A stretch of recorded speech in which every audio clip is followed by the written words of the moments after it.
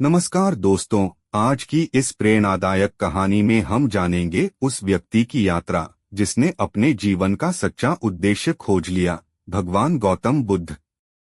एक ऐसी यात्रा जो विलासिता से शुरू होकर ज्ञान की रोशनी में समाप्त हुई। एक ऐसा जीवन जो हमें सिखाता है कि असली सुख बाहर नहीं, हमारे भीतर छिपा होता है।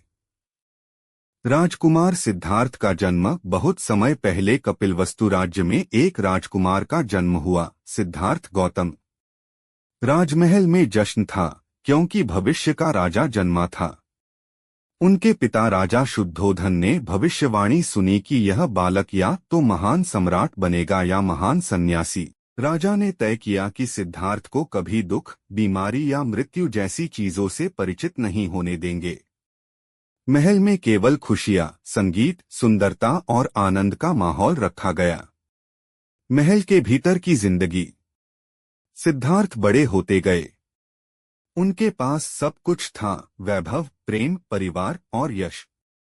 लेकिन फिर भी उनके मन में एक सवाल उठता था, क्या यही जीवन का असली अर्थ है? क्या ये सुख हमेशा रहेगा? उनके भीतर एक अनजानी बेचैनी जन्म ले चुकी थी। 4 दृश्य जिन्होंने सब कुछ बदल दिया। एक दिन सिद्धार्थ महल से बाहर निकले। उनके साथ रथ चालक चन्ना था। पहली बार उन्होंने देखा एक बीमार व्यक्ति। उन्होंने पूछा, क्या सभी को बीमारी होती है? चन्ना ने कहा, हाँ राजकुमार, कोई भी इससे नहीं बचता। फिर उन्होंने देखा एक बूढ़ा आदमी कांपते हुए चलता हुआ। क्या हर व्यक्ति बूढ़ा होता है? सिद्धार्थ ने पूछा। चन्ना बोला, हाँ राजकुमार, समय सबको झुका देता है। तीसरी बार उन्होंने देखा एक मृत शरीर। सिद्धार्थ का दिल हिल गया। क्या मृत्यु सबको आती है? हाँ, मृत्यु से कोई नहीं बच सकता, चन्ना ने उत्तर दिया। और चौथी बार उन्होंने देखा एक साधु, शांत, स्थिर और प्रसन्न।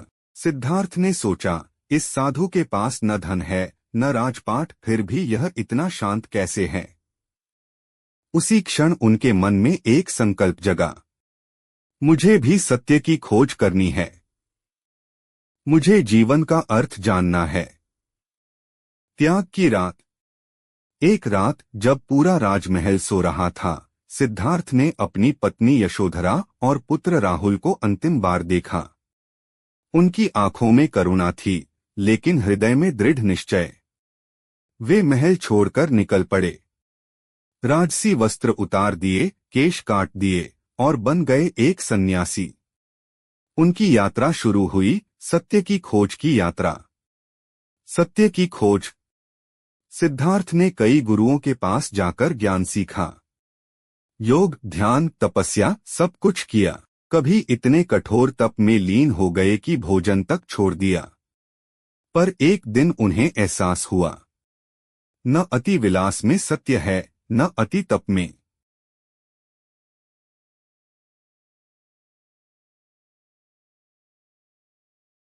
बोधि वृक्ष के नीचे ध्यान। फिर वे बोधगया पहुंचे। एक विशाल पीपल वृक्ष के नीचे बैठ गए और संकल्प लिया, जब तक सत्य न मिल जाए मैं यहां से नहीं उठूंगा। दिन बीतते गए। माया, भ्रम, भय, सबने उन्हें तोड़ने की कोशिश की, पर सिद्धार्थ अडिग रहे। और फिर पूर्णिमा की रात को, जब सूरज और चांद दोनों शांत थे, सिद्धार्थ को ज्ञान प्राप्त हुआ। वे अब सिद्धार्थ नहीं रहे, वे बन गए बुद्ध, जागृत व्यक्ति। बुद्ध का संदेश। ज्ञान प्राप्त करने के बाद बुद्ध ने कहा, जीवन का उद्देश्य दूसरों को हराना नहीं, स्वयं